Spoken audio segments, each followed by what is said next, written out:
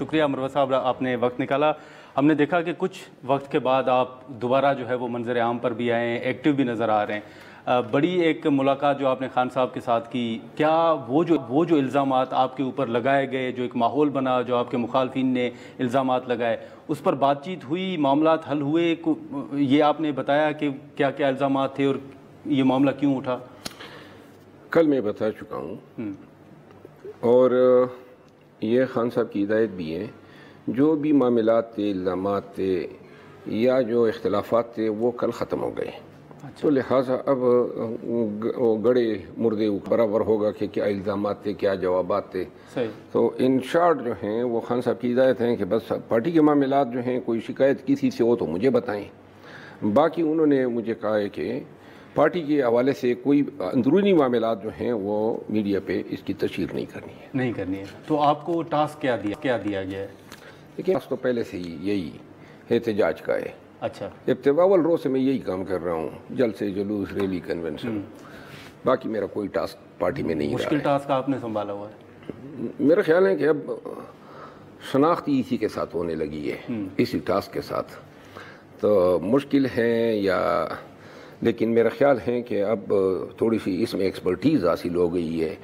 آج بھی پولیس نے، میں گیا کھاریاں میں نے جانا تھا، تو وہاں پہ ایک دوست تھے اٹلی سے آئے ہوئے تھے، اور وہ بضد تھے کہ میں مہمان نوازی کرنی ہے اور اس کی عزت افزائی ہوگی اگر تو میں نے کہا کہ مجھے مت بلاؤ، آپ نہ پڑ جائے۔ ہاں، تو میری میزبانی میں جہاں ہم نے جانا ہے پولیس تو پھر آئے گی، تو پولیس آئی، اس کی عزت افزائی کیا ہونی تھی، بیچارے کو اٹھا لیا اور اس کے تمام گھر والوں کو کیمرے توڑے۔ ابھی انہوں نے بتایا جو ان کے لوائقین ہیں، یہ ان کے ساتھ پیش آیا۔ لیکن اب یہ پولیس کے چاپے، گرفتاریاں، بھاگ دوڑ، اس میں اب ایکسپرٹیز حاصل ہے۔ نہیں تو اب آپ کے اوپر کیا الزام ہے؟ کس کیس میں آپ سمجھتے ہیں کہ پولیس آپ کو گرفتار کرنا چاہتی ہے؟ آپ کے لیے خصوصاً پنجاب میں کیس ہونا آپ کے لیے ضروری نہیں ہے، آپ کی دستیابی جو ہے مشروط ہے۔ مل گئے تو بس اٹھا لیا، بعد میں کیس بناتے ہیں کہ کس چیز کا بنائیں۔ قانون کہاں پہ ہو، جہاں پہ قانون کی حکمرانی ہو، جہاں پہ بنیادی انسانی حقوق ہو، مذاق بنایا ہوا ہے پنجاب میں۔ لیکن یہ چند دنوں کی حکومت ہے، چند دنوں کی یہ بدماشی ہے۔ چند دنوں کی کیسے ہے مروہ صاحب؟ دیکھیں، آپ خود ماشاءاللہ بڑے پڑھے لکھے ہیں اور صحافت کے پیشے سے وابستہ ہے، آپ کو نظر آ رہا ہے کہ اس میں کوئی آپ کو استقلال، اس حکومت کو کوئی لیجیٹیمیسی آپ کو نظر آ رہی ہے، اس حکومت کے پیچھے کوئی قبولیت نظر آ رہی ہے؟ یہ تو جس طرح کوئی چوری کر کے مال سمیٹ کے بھاگ جائے اور پھر چوری شدہ مال جو ہیں وہ جس طریقے سے چور صرف کرتا ہے، چند دنوں کی بات ہے۔ لیکن مسئلہ یہ کہ نمبر گیم کا مسئلہ ہوتا ہے، وہ نمبر ابھی بھی ان کے پاس ہیں، اتحادی ان کے ساتھ ہیں، MQM، باپ، پیپلز پارٹی۔ یہ اتحادی بھی اتحادی ہی ہے، اتحادی MQM جو ہیں ایک سیٹ نہیں جیتی ہے۔ اچھا، کراچی میں میں نے کمپین کی ہے، ساری 17 سیٹیں ہم نے جیتی تھیں۔ بلاول صاحب کہہ رہے ہیں ہم نے جیتی تھی؟ نہیں، بلاول صاحب ہم پہ جیتی ہیں، وہاں تو ان کو دی گئی ہے، لیکن کراچی میں تو پیپل پارٹی کو کچھ نہیں ملا ہے، ان کو پتہ ہے۔ بلکہ یہ نبیل گبول صاحب کی جو سیٹ ہے یہ بھی ہماری ہے۔ تو لہٰذا، اور MQM کے جتنے حضرات نیشنل اسمبلی میں ہمارے ساتھ بیٹھے ان سب کو پتہ ہے، تمام پاکستان کو علم ہے۔ اور MQM کی ہار تو تاریخی ہار تھی، یعنی کہ ان کے جو امیدوار ہیں اس نے 6000 لیے ہیں، جس طرح مصطفیٰ کمال صاحب کی مثال دوں گا، اور ہمارے امیدوار نے لیے ہیں 1,71,000، وہ 6000 والا جیتا ہوا ہے۔ تو اس سے زیادہ تضحیق قانون کی اور آئین کی کیا ہو سکتی ہے؟ لیکن مروہ صاحب، اس وقت جو معاملہ ہے وہ جنرل فیض صاحب کی گرفتاری کے بعد پورا ملبہ جو ہے وہ آپ لوگوں کے اوپر ڈالا جا رہا ہے۔ کل جب آپ کی ملاقات ہوئی تو کیا اس معاملے پر بھی گفتگو ہوئی کہ اب یہ معاملہ بھی ایک نیا سامنے آیا ہے؟ آنیسٹلی کل ہمارے اپنی بات ہی اتنی زیادہ تھی کہ ہم جنرل فیض کے مسئلے پہ خان صاحب کی جو انسٹرکشن ہے وہ نہ لے سکیں جی، لیکن جو ملبہ آپ کہہ رہے ہیں نا کہ ڈالا جا رہا ہے، تو ملبے تو سارے ہم پہ ڈالے جا رہے ہیں، ایک فیض پہ موقوف ہی نہیں ہے۔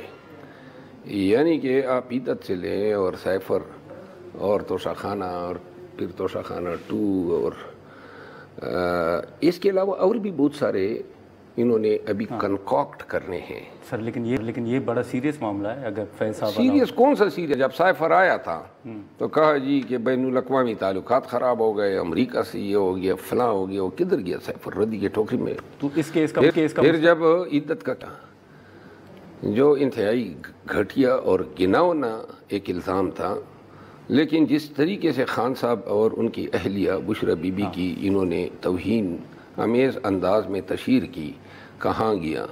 پھر توشہ خانہ آیا، گڑی کی بات ہوئی، کہاں گیا؟ تو لہٰذا اس کا مستقبل بھی آپ کیا دیکھ رہے ہیں؟ یہ نہیں ہے، یہ سارے کیسز نہیں تھے، صرف الزامات تھے، کنکاکشنز تھی، اختراعات تھے. الزامات انہوں نے بنائے اور ان کے ذہن اب اس معاملے میں بڑے ہی رچ ہو گئے ہیں. ان سے بعید نہیں ہے کہ جس طرح انہوں نے ایک کیس خان پہ بنایا تھا، وہ ایک وکیل صاحب کا مرڈر ہوا شار صاحب کا کوئٹہ میں، کہ خان صاحب کا اس میں آتا ہے. کدھر گیا وہ کیس؟ اور یہ 9 مئی کی کیسز اور بے تحاشا کیسز. 9 مئی تو بھی چل رہے ہیں آپ کے. ہاں 9 مئی جو وہ تو سردی کی بیماری ہو گئی ہے، یہ تو چلے گی، آنے والے 20 سال بھی چلے گی. اچھا. اور لیکن مروت صاحب، ایک جو آپ لوگوں کی طرف سے بات کی جا رہی ہے کہ اگر فیض صاحب کا نام آپ لیں گے، ہمارے اوپر الزامات لگیں گے، تو ہمارے پاس بھی بہت کچھ ہے، ہم بھی بتائیں گے کہ فیض صاحب صرف ہمارے ساتھ رابطے میں نہیں تھے. کیا واقعی ایسا کچھ ہے آپ لوگوں کے پاس بھی؟ فیض صاحب کا جو بھی کردار تھا، ایجنسی کے سربراہ کا یہ نہیں ہونا چاہیے. جی. اگر وہ کسی کے لیے بھی استعمال ہوا ہو یا کسی کو یہ اس نے باور کرایا ہو کہ میں آپ کے لیے کام کر رہا ہوں، لیکن واضح یہ نظر آ رہا ہے کہ وہ باجوہ صاحب کے لیے اور بنیادی طور پر اپنے لیے کام کر رہے تھے. ان کے اپنے یہ پیسے بٹورنے کا کام تھا، لوگوں کو اغوا کرنا، اغوا برائے تاوان، یہ ساری چیزیں ہیں. میں وکیل ہوں اولاً، اور میں کسی بھی سربراہ جو ایجنسی کا ہو اس کے اس کردار کو میں نہ سراہ سکتا ہوں اور نہ اس پہ کارروائی اگر ہو رہی ہے تو میں اس حوالے سے یہ کہہ سکتا ہوں کہ یہ برا ہو رہا ہے. لیکن سر پھر آپ پہ تنقید ہو رہی ہے کہ خان صاحب پھر ایسے شخص کو DGISI کیوں رکھنا چاہ رہے تھے جب باجوہ صاحب اس کی مخالفت کر رہے تھے؟ لوگوں کے ماتھے پہ نہیں لکھا ہوتا ہے. اچھا. ٹھیک ہے نا. خان صاحب کے ساتھ اور بھی تھے نا، پرویز خٹک صاحب بھی تھے، وزیر دفاع تھے، محمود خان بھی تھے، بزدار بھی تھے. کسی کے چہرے پہ نہیں لکھا ہوتا ہے. اور دوسری بات یہ ہے کہ یہ جو حضرت ہیں، یہ خان صاحب اس لیے تو نہیں لائے تھے کہ یہ جناب اپنے جیب گرم کرنے کے لیے لوگوں کو اغوا کرتا پھرے. خان صاحب جیسے آدمی سے یہ، لیکن فیض صاحب کہ پاکستان تحریک انصاف کے حوالے سے جو ایک تصویر کشی ہوتی ہے کہ جی وہ خان کے نزدیک تھے یا PTI کے مہربان تھے، میری تمام انٹرویوز آپ نکالیں، میں نے ہمیشہ اس کی نفی کی ہے. میں اول روز سے یہ سمجھتا ہوں کہ فیض صاحب جو ہیں وہ اگر کسی کے نزدیک تھے تو باجوہ کے نزدیک تھے، اور اگر اس کا کوئی مقصد کسی کو سرو کرنا تھا تو وہ بنیادی طور پر اپنے آپ کو سرو کر رہے تھے. ٹھیک.